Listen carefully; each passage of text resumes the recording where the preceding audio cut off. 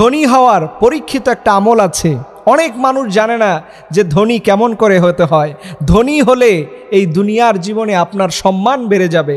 ধনী হলে আল্লাহর কাছে আপনি এমন অজানা অনেক ইবাদত করতে পারবেন যেগুলো সবাই করতে পারে না। ধনী যে বান্দা হতে পারবে সে পরিপূর্ণভাবে আল্লাহর হুকুমকে মানতে পারবে। আপনি মনে রাখবেন, ধনী ছিল সাহাবীদের মধ্যে হযরত ওসমান রাদিয়াল্লাহু তাআলা আনহু, যার এত সহায় সম্পদ ছিল। তিনি বলতেন, ইয়া রাসূলুল্লাহ, আল্লাহ আমার সম্পদ কেন কমায় দেয় না? এত সম্পদ শুধু দিতেই থাকে, কি কারণে দিতে থাকে আমি জানি না।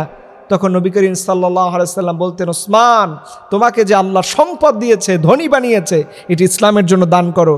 তোমাকে গরিব কখনো হতে হবে না। তুমি এই টাকাগুলো ইসলামের পক্ষে দান করবা, আর আল্লাহ পাক তোমার মর্যাদা বাড়িয়ে দিবে। সুবহানাল্লাহি বিহামদি।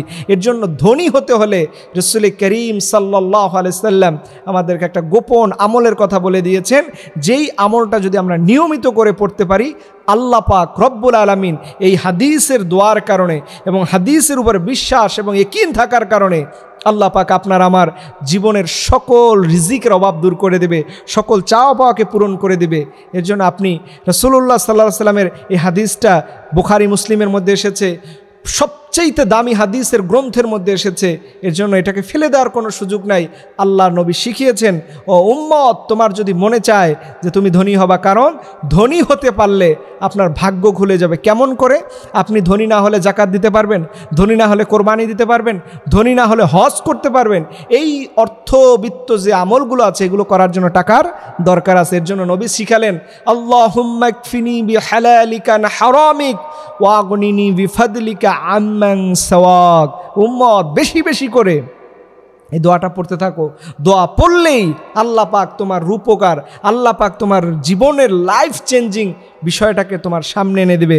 আপনি পরিশ্রম করবেন বাহিরে, আর মনে মনে আল্লাহর কাছে জিকির করবেন। এই দোয়াটা পড়তে হবে বিশেষভাবে 7 বার ফজরের নামাজের পরে।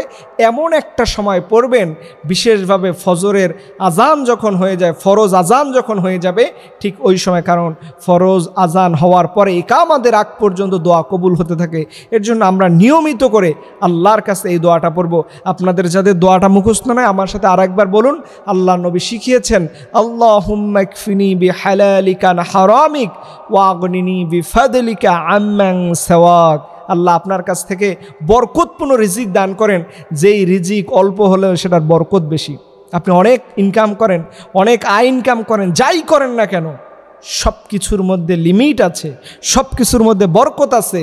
কিন্তু আল্লাহর পক্ষ থেকে যেটা আসবে সেটা কোনো লিমিট থাকবে না, সেটা আনলিমিটেড হয়ে যাবে। সুবহানাল্লাহি বিহামদি। এর জন্য প্রিয় ভাইরা, আমরা আমাদের লাইফে, আমাদের জীবনে সদা সর্বদা আল্লাহর কাছে এই দোয়াটা করব। এবং বিশেষভাবে যাদের এই দোয়া মুখস্থ নাই, আপনারা মুখস্থ করে নেবেন, বারবার শুনে মুখস্থ করে নেবেন। কারণ যতবার শুনে এই দোয়াটা যদি একবার মুখস্থ করে ফেলতে পারেন, ইহকালীন জিন্দেগিতে পৃথিবীর কারো কাছে আপনার সাহায্য চাইতে হবে না। এর জন্য আসুন আল্লাহর কাছে আমরা দোয়া করি, হে রব, আপনি আমাদের জীবনের সকল ফরজ ইবাদতগুলো অন্তত জীবনে একবার হলেও আমল করা তৌফিক দিয়েন। রব্বে কারীম যেন আমাদের বেশি বেশি আল্লাহর প্রতি বিশ্বাস এবং আস্থা অর্জন করা তৌফিক দান করে। সকলে আমিন।